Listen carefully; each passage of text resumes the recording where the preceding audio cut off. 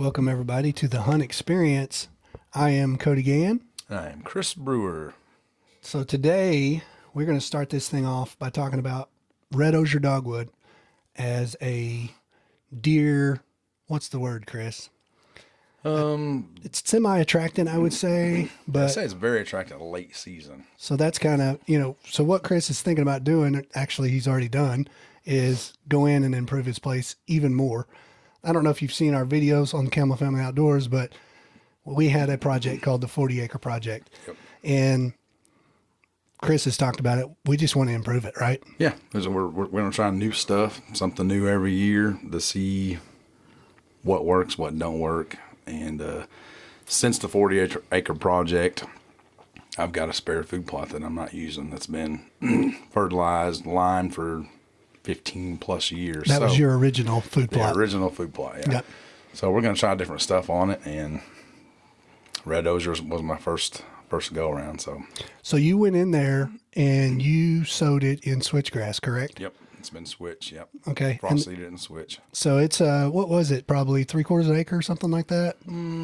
Yeah, probably something like that. So Yeah. pretty close to that. Yeah. And so we went back there, took a look, and what did you decide? What's the best way to lay it out in your opinion? Well, they say I use cuttings. You can buy plants, but I use the cuttings because it's way cheaper. So they say there's a 50% loss rate whenever you stick them in the ground. So we did bundles of them, as far as we did we would do 6.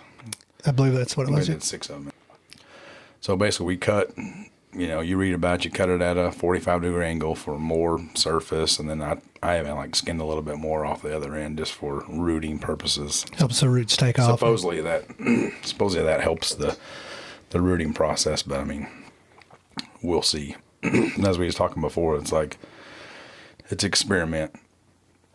We are right on the edge of the planting. Right. It says it grows in zone 7, but I mean, we're right on the line of where it'll grow and won't grow. So, we'll just have to see what happens. But the steps we took, we're gonna get every chance it could possibly.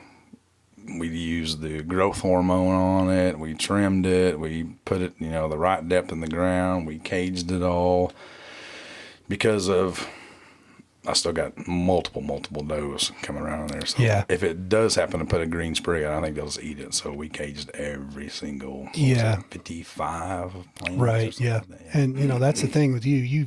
You literally all season long had 12 or 15 does. Yeah.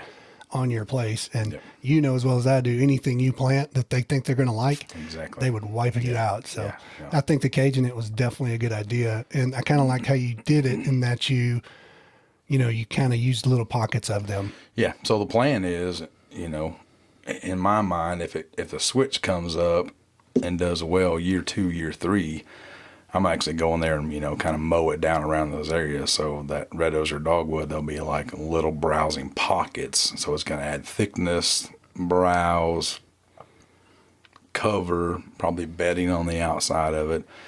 And the way it lays on the property is there's 3 other kill plots. So it's kind of like a little triangle there. So this is going to be just another browse plot in the middle of that triangle. So it's kind of a no-brainer if it works. If and it could, and if Yeah. it does, I mean, that's just all the better for your property. Well, like I said before, it's like I'm watching, I'm listening to podcasts, I'm watching YouTube videos, I'm reading articles. Saw several people put the stuff in the ground. Nobody around here is doing it, but on video you saw several people put it in the ground, but never came back and said, here's the result. I can find nobody to say, here's the result. So for me, it's like I said, it's an experiment. If this doesn't work next year, we'll try something else. I'm looking at maybe some honeysuckle or something there Right. to see. It's Well, this is Red Osier Dogwood is primarily something that's a northern. Yeah. It's a northern shrub. Yeah. Is pretty much what it is. It says that it can grow to 6 to 10 feet in height and get 6 to 10 feet around. Yeah. So and then what it does that's so attractive to deer is it actually produces a berry. Right. And from like June to like September, there's a berry on there that deer really like to browse on.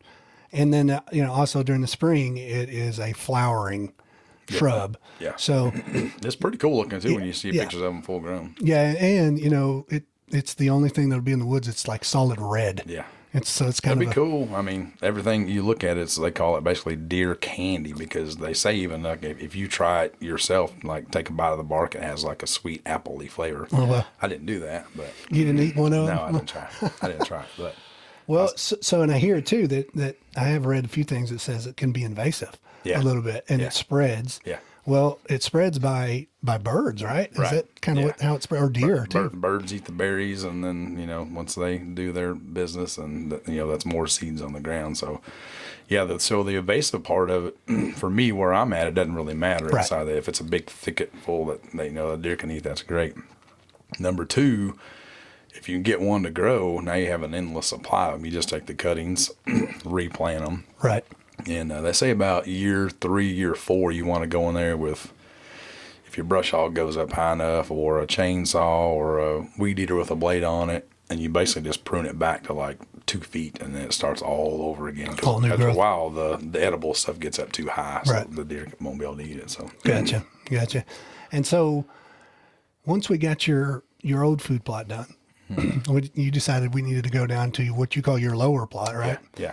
And which is a lot wetter area. And I've done some research on this. It says that the dogwood does really good in the wetter stuff, right? As they say in all the research I did, it likes to have wet feet. So Yeah. the wetter the soil is, the better it does. But, some of the areas I planted, I'm going to put some up on the big food plot just to try it out. So I'm hoping that it's, if it does take off, it'll be tolerant enough. And, I've got the tractor and a water tote because I planted the fruit trees and Right. all that stuff last year. So I do have the capabilities of getting to it and being able to water it if needed. Right. But we'll see. Well, you never know about good old Arkansas weather. Well, it may not rain for 2 months, Yeah. or we may get 8 inches in 2 days. I hope It's we just- have a better year this year for sure. Yeah, we really struggled. Yeah, last year was tough. But we just got a bunch of rain, and next week temperature's looking up. So I'm kind of anxious to see because a lot of people were propagating the stuff in just water buckets and stuff like that, and it happens fairly quickly. So I'm kind of anxious to get out there and take a peek at it at the end of next week and just see if anything's taken off, because I know in that lower plot. Mm-hmm. It's definitely wet because you saw it when we dozed out. There's really there's a creek that runs through there, but the creek isn't always running. Wet weather creek, Yeah, yeah. And it was pretty impressive when you had a lot of rain through there. It was running pretty good. Even when we dozed it out, it was just he pushed it out real rough and had to get out of there and this was kind of summertime. It holds water down there, so I had to do a ton of tractor work to. I still think that was my number one pick on food plots. All the improvements on your place, and it was like, your big plot did most of the producing, but who knows if we get a good growing season? Yeah. What's going to be awesome? It's close to a lot of good stuff back there. Right. That wouldn't make sense. And I had some good deer on there early. Yeah, you did. Yeah, you did. And now I still got cameras running, and for some reason, of course, I'm not really covering the big plot with a lot of cameras, but I do get a ton of pictures from that plot now with does. Like early morning, they're usually there. I don't know if it's because it holds more water. It's not, the growth of it's not really any higher than any of the rest of them, but right. They do seem to. This time of year, they're kind of back down there for some reason. Migrated over there. Huh? Yeah. So not only did you do your old food plot Yep. that you've kind of converted into just some bedding and browse capability, you went to the lower spot like we we're talking about where it's good and wet, and you kind of did along the perimeter of that, right? Yeah. So I basically wanted it to be kind of just add a little more edge to it, and also if it does work, it's going to help my exit and entrance as well if it becomes that thicket. And not to mention it's along that edge I have a really nice bow stand right there too. So if it was an added attraction, There you go. it's well within bow range. So that was another addition. Not to mention that's where it was really the wettest on that southern end. Right. And I kind of designed it that way with the tractor. I'll switch it from the top side to the bottom side so I can get a food plot in there. And so from there, you decided you want to put some up around the big food plot too, right? Yeah. Try it. What the heck? So I tried something new this year. I'm trying something new this year. We used sorghum for our plot screen last year. Yep. So I got rid of all the sorghum, brush hogged it all down, and I planted everything in switch. So I basically divided into 3 food plots. So I even have some switchgrass screening up top Right. with some fruit trees there. And then I went about 2/3 of the way down. I made another big zigzaggy line of it. And I put, Red Osier Dogwood on the ends of those, and then some on the side that's going to be, closest for me to shoot at where my stands are, basically. So I planted like 6 or 7 down through there. Yeah, just to see how they do. Yeah. Yeah. And then basically the thing was just bought some chicken wire and some big tomato steaks and cut them with the chainsaw. And I made all the cages at the house, just cut about 3 foot of wire, wrapped them in a circle, stuck them in there, put a stake on it, and just rolled the top over so nothing can get to them. So. Just keep those deer from nipping them off. Yeah. Right If it does sprout, I mean, I'd like to give them a shot to go. So. Yeah, because you got a bunch of deer just hanging around, now at this point. Mm-hmm. They've figured out where the food's at. Oh, yeah, for sure. Yeah, so, I mean, that's part of the fun, though. I mean, yeah. But so it's still be interesting to see. Like you said, it's an experiment. We're right there on the cuff of whether you should plant it or not. Yeah, no, we're definitely on the line. But like I said, no more. I mean, I don't know. And even some of the bedding areas, that I've made there, I stuck probably 3 or 4, inside treetops and stuff like that. That if it works, yeah, it'd be pretty awesome. But I mean, it's yet to be seen. But that's kind of that old food plot for me. That's kind of what I want to do. I want to try different stuff, like just to see what works, what don't work. I mean, because like I said, we talked about it. Nobody around here probably even heard of the thing. Right. It's like, right. So why not give it a shot for, whatever you got it, $70 or something in half a day. Right. Right. Well, if it works, it's just, like I said, it's going to improve your property. Yeah. And that's what it's all about at this point. I mean, we've proven that year one, you can have success on a property that we pretty much, you know what I mean? So, was it easy? No, it wasn't easy. And was it a ton of work? Yes, it was a ton of work. But me and you've talked about it before. With anything in the whitetail woods, if you put in a little more work than the next guy, you get benefit from it. Yeah. You know what I mean? And that's kind of what we've learned, I think. Try new things. I mean, and work. We talked about the hunting aspect of it, as far as like we have similar hunting styles to where we want to go in farther than anybody else and, carry all the gear, the stands, nobody's been here before type thing. Yeah.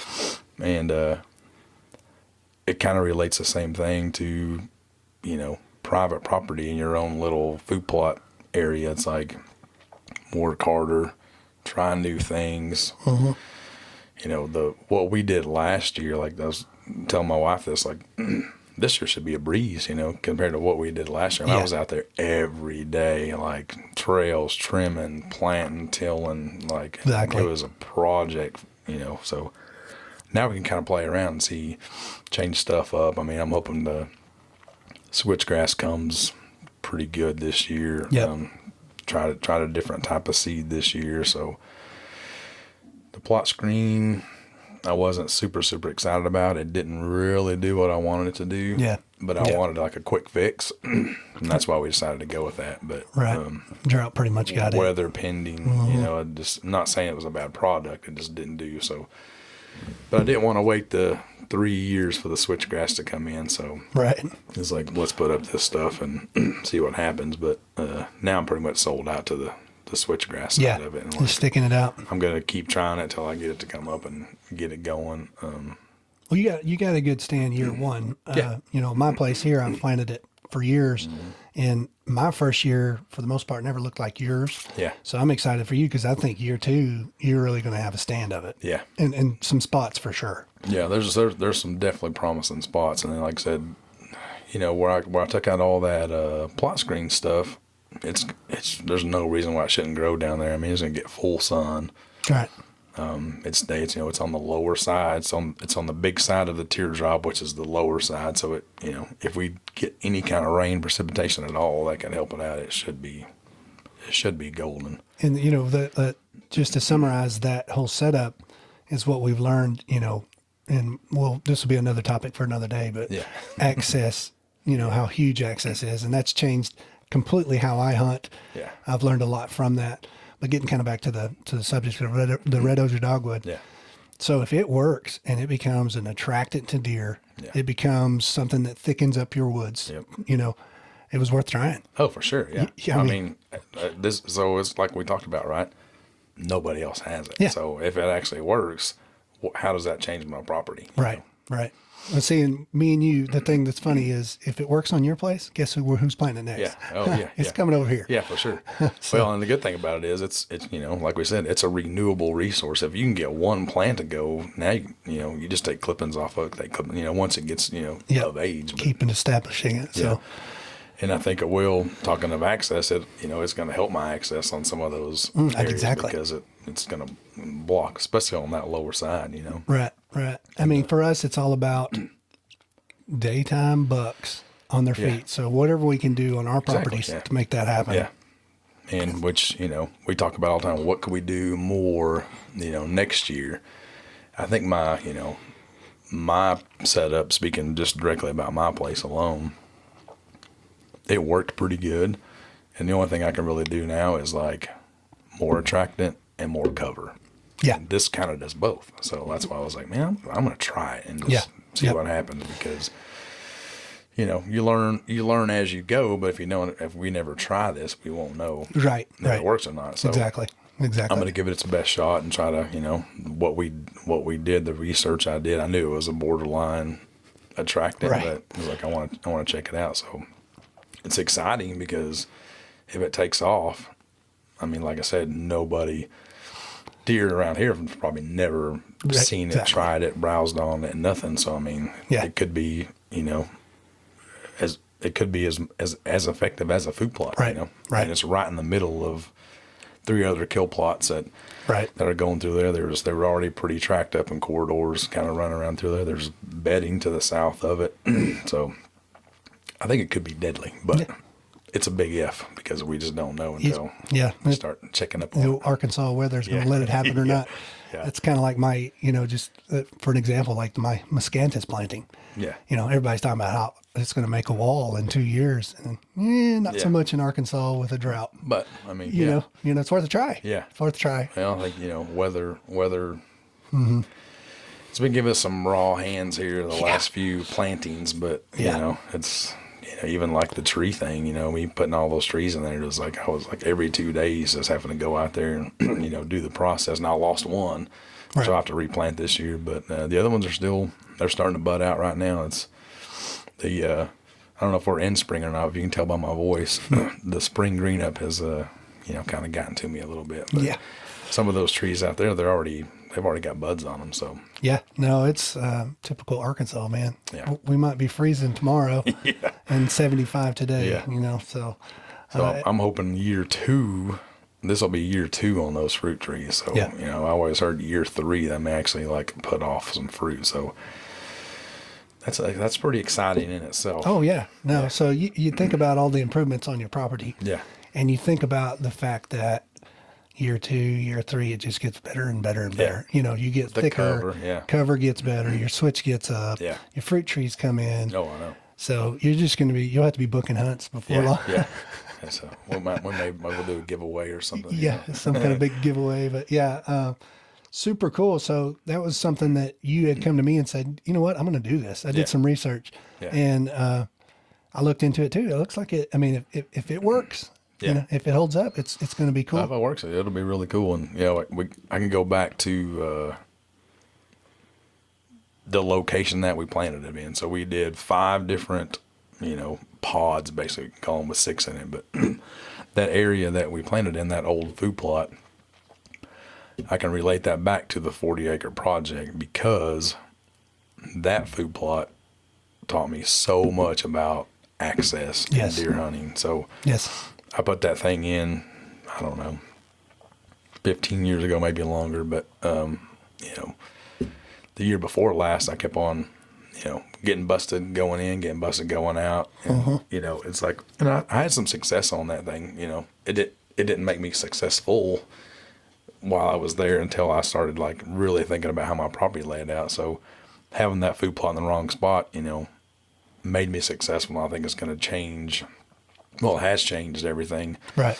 I mean, you saw what I had before. Right. In 1 year, it's Yeah. like, it's a totally different, Revolutionize the property. totally different piece of property. And, Yes. the amount of mature bucks that was, that came on the place, it's like, it changed everything. So, little backstory on the location of our Red Osier experiment is that old food plot, and how much, I shot a couple dandies off of it, but it was all day set rut time, that's your only chance there because the access was horrible. So Right.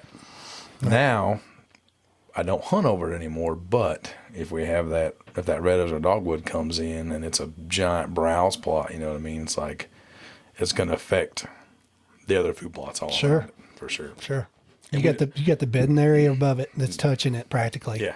And then, you have a food source below it and a massive food. So, who knows? Yeah. Man? I mean, that could be like a little hub, Yeah. of activity No, there. I could definitely. Well, I told you when I went back there before, it was, I had a failed crop last year of switchgrass in that spot. The weeds just took it over because I didn't put any pre-emergent out. So, but the weeds got really high, and that bedding area down there, they were almost in between, like a little transition area, but there was tons of bedding all around it already. Right. So there's a reason why they like that spot already. So if I can make it more attractive to them by Yeah. thickening it up and putting browse there, and it's like, we don't know the pull power of Red Osier Dogwood because nobody has it. Right. So Not in our country. it's exciting to think about. And if we can get it to go, like what is the draw power of that, or will it bring the bucks out in daylight? Or Exactly. in late season when nothing else is happening and the food plots are dwindled down. Does that attract? Are they going to be on those corridors getting to that? There's a lot of It'd be fun to see. excitement. When you think about it, if it works, but. We're all about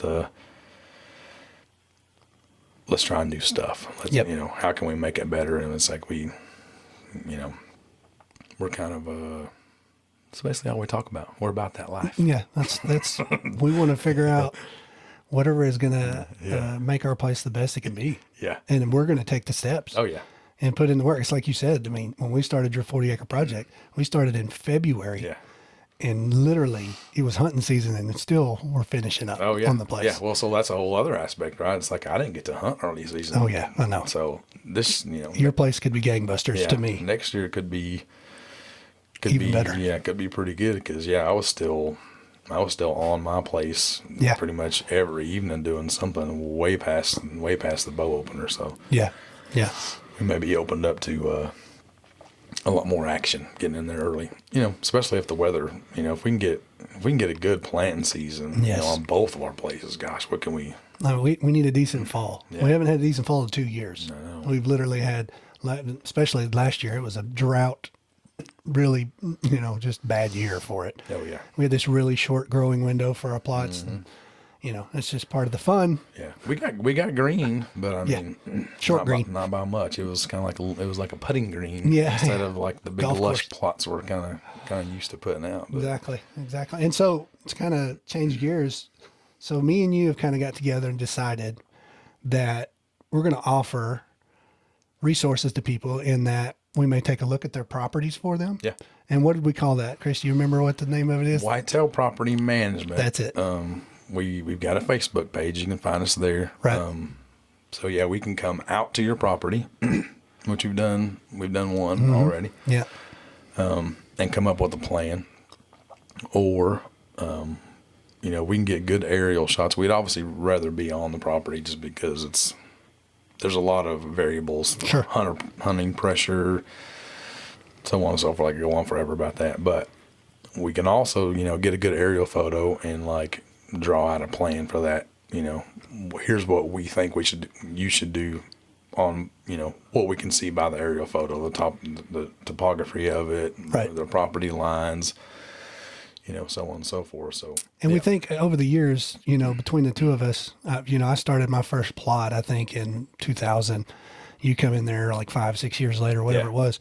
Yeah. And we've learned a lot Oh, yeah. as far as on a personal piece of property. So, I feel like we could probably help some people Yeah, definitely. just with layout and access and so that's something that we've kind of got our heads together Well- and think, we'll see what happens. Well, like I said, I've learned a lot about access and just, what not to do. Right. And then the way I laid out my property this past year on the 40-acre project, I never got busted one time. I mean, Yeah. So the access stuff is, I would say, probably the most important thing. And so, yeah, we're going to offer that service through Whitetail Property Management.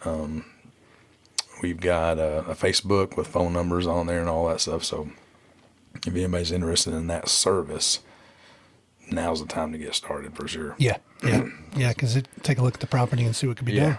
Yeah. Never know. And so, and the other aspect is something that's new for us is we're starting this new podcast. Yeah. Exciting. And it's called the Hunt Experience. Yep. The Hunt Experience. And we're going to try to, talk about everything related to the management side. We could get into all kinds of genres, actually. We're gonna have some different guests on here. We've already kind of got lined out some experts in different fields. Yep. Yep. We may highlight a deer hunt and have the head up here. We may talk about how to cook the back strap after you harvest an animal. I mean, we're basically just gonna have fun. And how this all got started was you and me sitting around my fire pit. Right. Before we were shooting a little 10-minute bit, and we talked for 90 minutes. I'm like, dude, we should just do this. Yeah, why don't we just talk about stuff? Yeah. So for me, we want to keep it light, natural. It's just two guys talking. Yeah. And this is something we would do anyway. Right. I mean, if I popped in today and you were outside doing something, we would be doing this. Yeah, we would chat it up. Yeah. We would chat it So up. why not, put that information out there? I think, I'm not an expert in any of this stuff.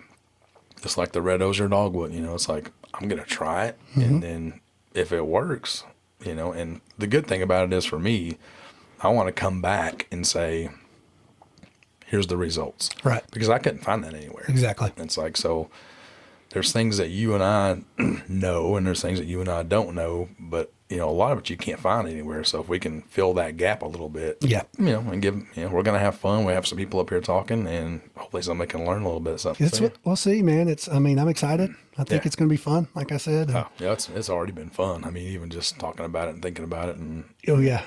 this is episode 1, but This is the kickoff. yeah, here we go. Well, thank you guys for listening. This was the Hunt Experience. Yep. Have a good one.